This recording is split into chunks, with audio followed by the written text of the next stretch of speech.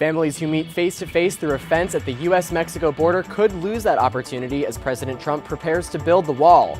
This year's Academy Awards were racially diverse on and off the screen. See how the 2017 winners broke barriers. And Homeless Awareness Week is officially underway on campus. We talked to organizers to learn what they're doing to combat the problem. Annenberg TV News is next.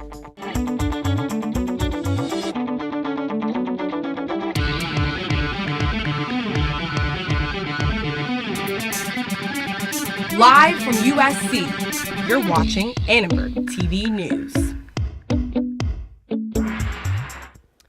The Trump administration is taking steps toward delivering on a big campaign promise. Good evening, I'm Jake Ingracia. And I'm Gabriela Vidal. The proposed wall could impact families in Southern California.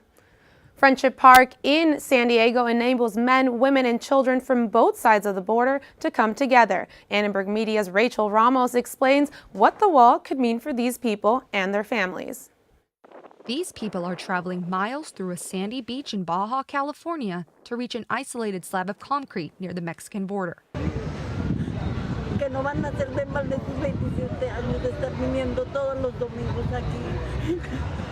That's where they can speak with people in Mexico through a fence at Friendship Park. Rosa Robles was deported and has been coming here for 27 years in hopes of one day being reunited with her daughter.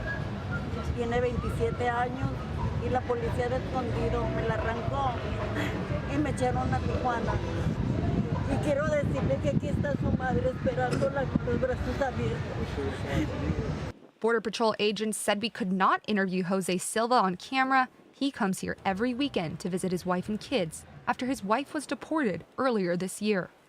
He says he cherishes these short few hours they spend together. Annie Yu is visiting from New York. She came to the park because she was curious. It's one thing to hear people talk about it and to see it on the news and to read about it, but it's another thing to come here and actually see it and feel it. And, we saw some people on the other side and we made some conversations. It's very humbling. President Trump told Republican donors on Friday that he plans to start construction for the wall very soon. Now, once construction is complete, this fence behind me could possibly turn into a 45-foot steel wall that is 1,000 miles long. And that time spent visiting could quickly be coming to an end. It's estimated the wall could cost America billions of dollars. It's still unclear who will pay for the wall, but in the meantime, families will be coming to visit loved ones across the border. Todos los domingos estoy aquí esperando. Tengo la esperanza de que un día vendrá. Yo sé que va a venir. For Annenberg Media, I'm Rachel Ramos. The Trump administration's immigration policies have one group of young people especially concerned about their future. International reporter Claudia Buccio joins us with more on how Mexico is responding to these concerns. Claudia? That's exactly right, Jake. The so-called Dreamers are young undocumented immigrants who are protected by President Obama's executive action in 2012. The Deferred Action for Childhood Arrivals protects some undocumented immigrants. However, this does not provide lawful status. There are several requirements to be eligible for Dreamer status. These include coming to the U.S. before the age of 16, continuously residing in the country since 2007, and not having a felony conviction. Over 75% of them are from Mexico. A few weeks ago, I spoke to a Mexican senator who is working on a program called Operación Monarca, Monarch Operation in English, that aims to help these young people. We got $50 million approved to strengthen our consular network that has to become a defense for our people. A law initiative that will revalidate the studies of those here. In addition to the work these senators are doing, 2 universities have proposed other plans to protect undocumented Mexicans living in the U.S. The National Autonomous University of Mexico, the main public university, is working with Mexican businessman Carlos Slim to provide legal guidance to Dreamers. The Ibero-American University in Mexico City, a Jesuit university, says it will open up its scholarship program in case Dreamers are forced to return to Mexico. Many of these projects are still in the works, and it is unclear how the Trump administration will handle the status of Dreamers. Back to you. President Trump plans to announce his federal budget proposal tomorrow night in a joint session speech to Congress. The plan calls for a $54 billion increase for defense, up 10% from 2016. The increase would bring the total defense budget to $603 billion. Trump spoke today on why he thinks building up our nation's defense is so important. Budget will be a public safety and national security budget, and it will include a historic increase in defense spending to rebuild the depleted military of the United States of America at a time we most need it. We're going to do more with less. White House Budget Director Mick Mulvaney said the cuts will come primarily from foreign and domestic aid. Trump's announcement is scheduled for after 9 p.m. Eastern Time tomorrow. Legislatures across the country are introducing bills to regulate assembly rights. We spoke to one Iowa state senator who says the changes do not infringe on protester rights. Your First Amendment right does not allow you to go out and say whatever you want, whenever you want, and wherever you want. Currently, it's illegal to block interstates right now. What we're dealing with is a $35 penalty sufficient for the crime that's being committed. And I would argue no. 18 states, seen here in red, have proposed protest restrictions. These range from increasing obstruction fines to banning masks at protests. One Michigan representative argues protesting these changes are unconstitutional. For some legislation to pass that would increase fines for people who gather because it's a nuisance to the person or the establishment or group that is being protested, I think undermines the whole principle and the decency of what we have established as a country. Several bills have already failed in committee. Many are still making their way through state congresses. Some California politicians are pushing for a statewide single-payer health care system. It is similar to the Canadian healthcare system. In a single-payer system, residents would pay into a state agency that would act as an insurance company. 5 million California residents have enrolled in the Affordable Care Act. Residents had a record low of an uninsured rate of 7.1% in 2016.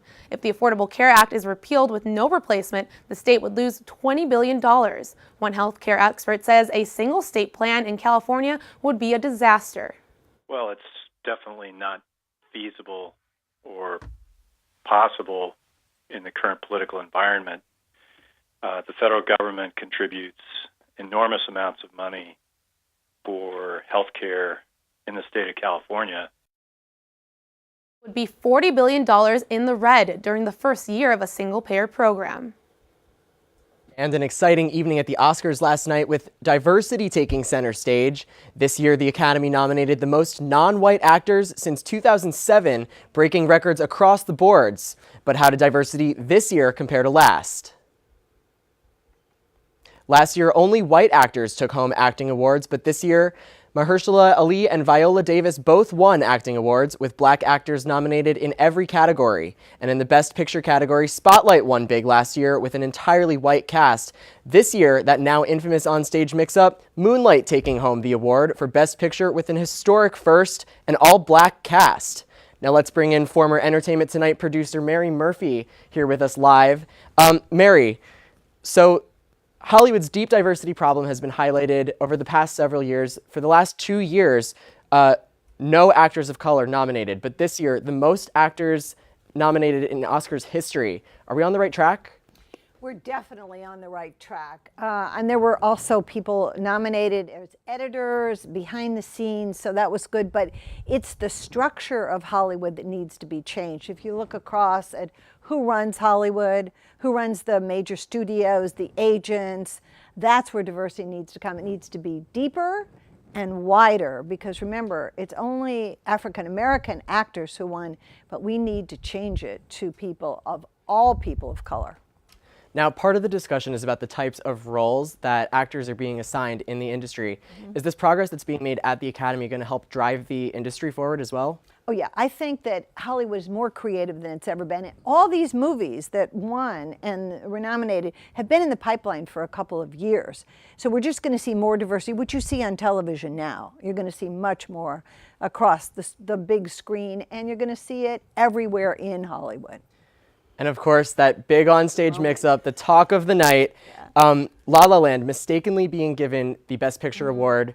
Does that overshadow Moonlight's accomplishment of winning the award with an all-black cast? You know, at first I thought it did, but then I realized symbolically Hollywood taught the world a lesson about winners and losers, because one movie won and they were so gracious to the other movie that came. It was transition from the white cast to the African American cast that I think is really the image that people will take away with them. Mary Murphy, thank you so much for joining us. And let's send it back over to Gabby.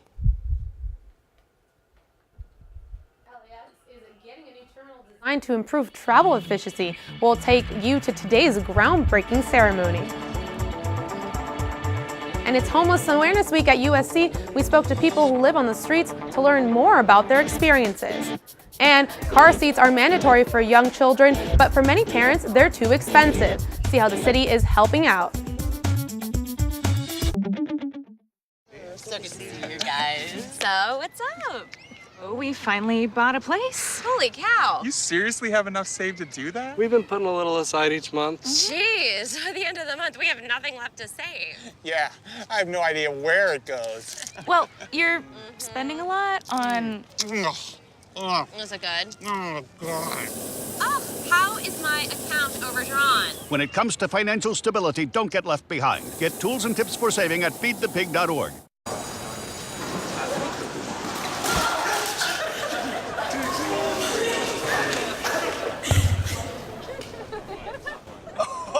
That's low, that's low. That's low and below. Look, he's blushing. Seriously.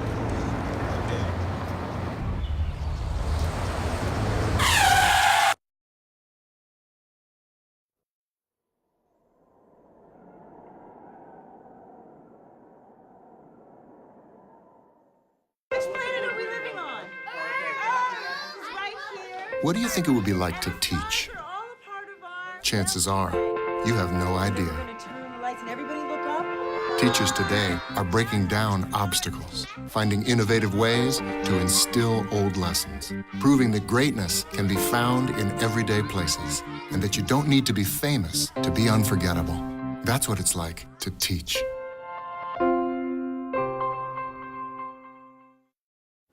A new construction project aimed at reducing airport traffic at LAX broke ground today. Annenberg Media's Aidan McMillan shows us what the changes have to offer. LAX is an infamously crowded airport. We went through Southwest here at LAX, and there were a lot of people coming in and coming out all at the same time, and it felt basically like the LA freeways. Last year, approximately 90 million passengers traveled through LAX. That makes it the second busiest airport in the entire country, only behind Atlanta.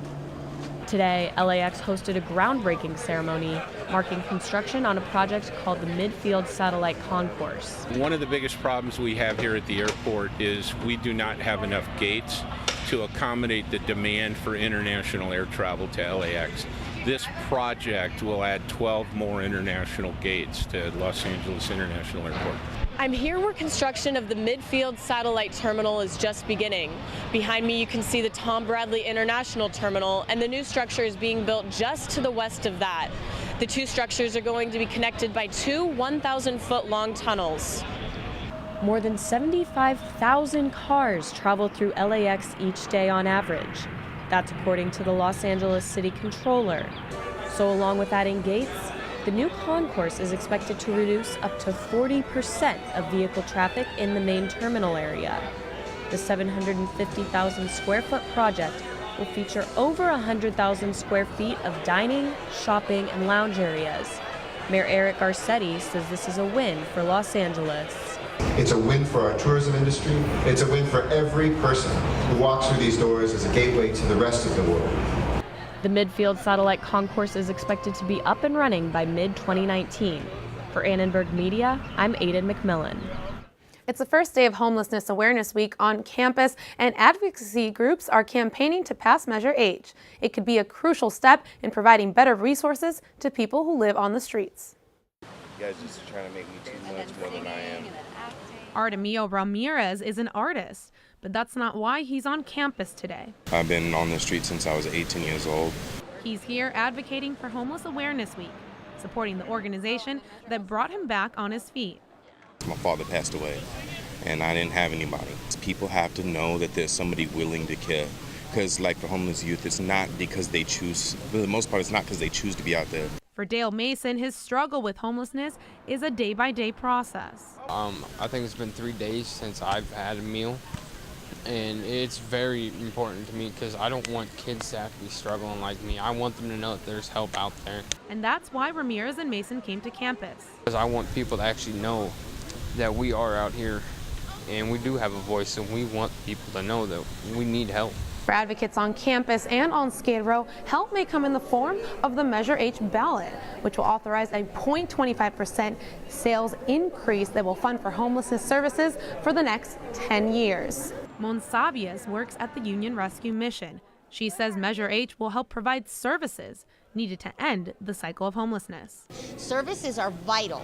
A lot of people come and they're broken. Somebody who's suffered domestic violence is broken. Somebody who's suffered alcohol or drug addiction, they need services. Getting them somewhere to stay is just geography. And even though Mason faces daily struggles with homelessness, he's taking the time to do the most he can to pass this measure. I took time out of a lot of stuff I had to do today because I want to come here, and I'm going to do it on a personal level. For the next 2 more days, I'm coming back. And we'll have more coverage on Homelessness Awareness Week on our USC website, uscannenbergmedia.com. Got to keep an eye out on this homeless on the streets out there in this cloudy weather today. Definitely, Addie? yes. Addie, what do you have for us today on weather? Yes, we did see a lot of clouds today, Jake and Gabby, you are correct. It was a little bit of a gloomy day, but luckily we are in for some sun tomorrow and sun throughout the rest of the week. So let's see those current conditions. We're looking at 57 degrees right now, a little bit chilly. You're going to need a light jacket if you're heading out tonight, and you are definitely going to need a jacket if you are heading to the mountains tomorrow. Let's take a look at the temperature for tomorrow at Big Bear. We are looking at, I'm assuming it's going to be very chilly, 38 degrees. Very chilly up there, but if you're headed to the slopes, just make sure you bundle up and stay warm. That's a little bit chilly for me, though. That's not really why I moved to California, so let's head to the coast. Let's take a look at the temperature in Malibu. We're looking at 61 degrees in Malibu, pretty much low 60s throughout the rest of the area, but I personally plan on staying around USC tomorrow, so let's take a look at the temps here. We've got pretty much low 60s throughout the rest of the area. We got 59 in Ontario. Now let's check out your 5-day forecast. We're looking at a high of 62 degrees tomorrow, but like I promised, lots of sun throughout the whole week, which is great. The 62 we're going to see tomorrow is actually going to hop up into the 70s throughout the rest of the week. We're going to see some partly cloudy weather on Saturday, unfortunately, but again, a high of 71, so no complaints here. Now, March is actually right around the corner, and we have the March precipitation outlooks for you.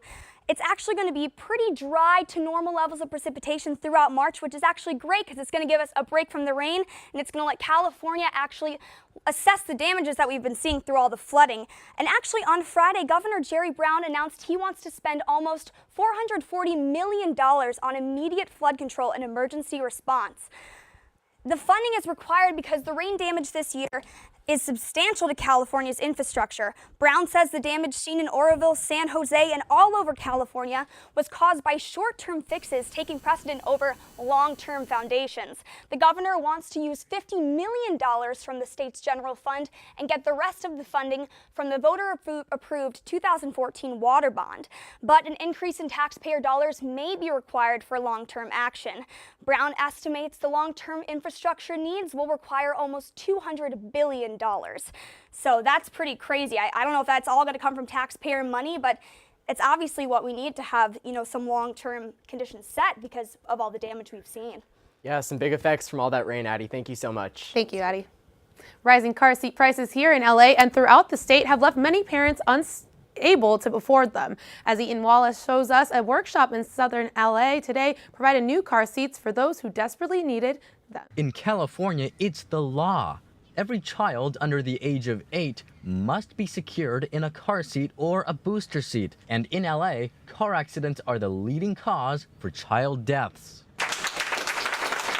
That's why police and city officials were in South LA today promoting car seat safety. As a mother personally, car seats are very important, not only as a police officer, but because the kids' lives are at risk. But just because it's the law doesn't mean the rules are always followed. Some car seats sell for as much as $300, and for some families here in South LA and throughout the city, that's just too expensive. And that's why city employees were handing out free car seats today to roughly 30 low-income parents. The car seats, they could be kind of pricey, Marta Miranda says she would never have been able to afford a car seat for her daughter Angie.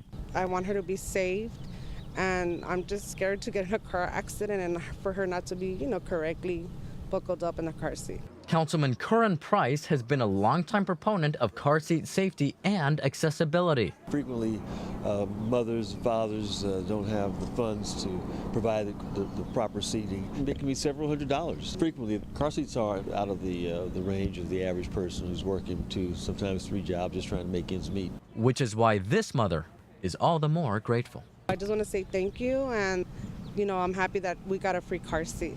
Officials say a similar car seat workshop will be held again this Saturday, helping to improve child safety in LA, one car seat at a time. For Annenberg Media in South LA, I'm Eitan Wallace. Well, it's been a little while since we've seen USC football. Yeah, and I hear that we might actually get to see some of our old favorites. Yes, you're definitely right. You're going to get to see 8 former Trojans back in action this week with one more chance to impress the NFL draft.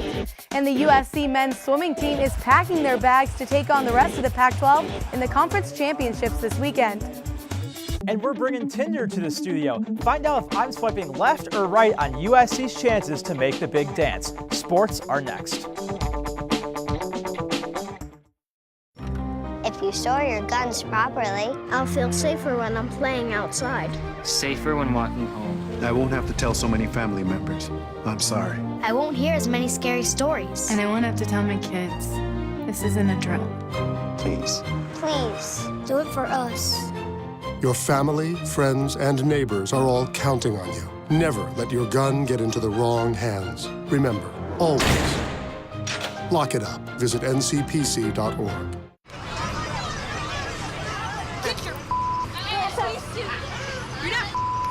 Yes, I am.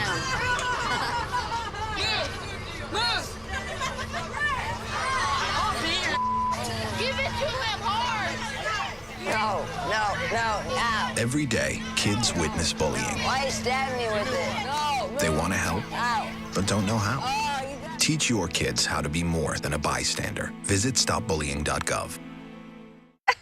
To Maddie, congrats on paying off all those student loans. Finally, right? How'd you manage that anyway? I started tracking my spending, changed a couple of habits. Wow, I'm kind of living paycheck to paycheck right now. I don't even know how I'm doing it. Well, have you tried saving a little? I want to, but where's that money gonna come from? Bill collectors, they're the worst. Am I right? When it comes to financial stability, don't get left behind. Not home. Get tools and tips for saving at feedthepig.org. Welcome back to ATVN. 8 former Trojans will take the field once again this week at the NFL Combine in Indianapolis. USC is tied with Utah for the most representatives in the Pac-12 this year. And headlining for USC at the Combine are these two, Juju Smith-Schuster and Adoree Jackson. Jackson won the Thorpe Award last year as the nation's top defensive back. Look for him to turn some heads this week with his exceptional athletic ability. And while Smith-Schuster, on the other hand, did not have quite the showing in his junior season, the receiver did notch 3,092 yards and 29 career touchdowns. And at 6'9", 344 pounds, big man Zach Banner right over there will have to convince scouts to take a chance on his size. But his experience as a captain and All-American should serve him well. Rounding out the rest of the Trojan line this week are Chad Wheeler, Damian Mama, and Stevie Tuikolovatu. All 3 have the NFL frame scouts will be looking for and could represent solid backup options. Now, wide receiver Darius Rogers will also make a Combine appearance. With good size and strong hands, the Combine should help his stock. And finally, we have running back Justin Davis. Now, after a career plagued by injury at USC, he will be overshadowed by others entering the draft this year, including Leonard Fournette and Deonta Foreman, who had more impressive career stats. The Combine will kick off tomorrow morning. And the USC men's swimming team is already on its way to the Pac-12 championships. The team is coming into the meet ranked at number 13 in the nation and is 2 years removed from their last conference title. We spoke to senior Ridge Altman about how the team has been preparing.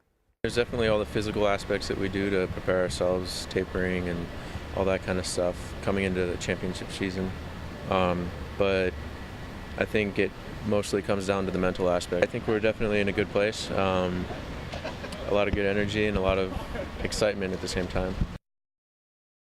Now, the USC men's basketball team is trying to swipe up some wins at home this week when they take on the Washington schools after being swept in the desert this past weekend. Now, with that in mind, I'm now joined by sports correspondent Aaron Glazer to play a little game I like to call Swipe Left or Swipe Right.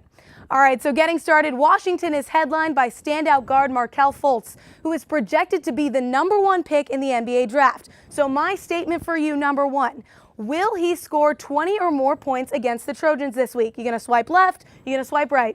Kristen, with Markelle Fultz, I gotta say, we're gonna swipe right. Markelle Fultz is averaging 23 points per game and scored exactly 20 during his last time against the Trojans, a bit ironically there. He's a dynamic scorer who can drive through the paint and really be a force at all ends of the court. With his draft stock only rising, he's just been playing off the charts. I really see 20 points happening. All right, so too good of a player, gonna score 20.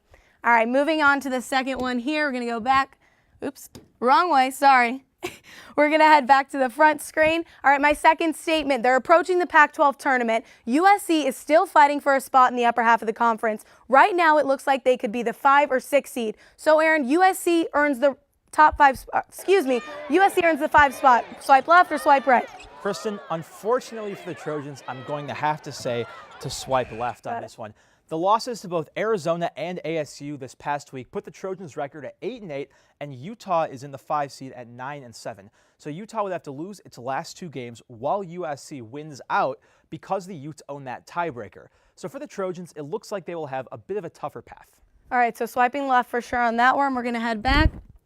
All right, my last one for you. On to the question that many Trojan fans are wondering about. With the NCAA tournament fast approaching, will the Trojans claim a spot? Swipe left, swipe right. Fortunately for Trojans fans right here, I'm swiping right. The Trojans have got quality wins over SMU and UCLA. They've held reasonable ground in the Pac-12, and they should do decently well in the Pac-12 tournament. So I'd say that's enough for a trip to the big dance. But keep in mind that once they get to the big dance, they'll probably be around a 10 or 11 seed, which means a very tough first-round game. All right, swiping left, they'll have to face the Washington schools. Thanks for playing tonight, guys. Back to you. Thanks so much, Kristen. And the chairman of the NBC News will be right back. Listen to me. I am captain of the track team. And if I'm late, She doesn't really think she's going to get out of here, does she? Be nice. She's new. Hello, is anyone there? Ugh. Wow. Even from our standards, you look awful. Oh, sweetie, what happened? Me? My friend Becky got to talk to this super cute boy, and I tried to act like I wasn't jealous, but I so totally was. And then out of nowhere, this concrete barrier just popped up. Maybe it was a semi. You mean you were driving? Yeah. I mean, I know the whole eyes on the road thing, but this was a super important text. Maybe you have to know, Becky. Texting? Great. But it was only like 5 seconds, and I'm a really, really fast texter, so it wasn't even a big deal. Actually, has she texted me back yet? Wow, I get like no bars in this place. I wonder if they have Wi-Fi here. No, I don't got it. Thanks so much for watching Annenberg TV News. From everyone here, I'm Jake Ingracia. And I'm Gabriela Vidal. You can watch us on the web at uscannenbergmedia.com. Good night.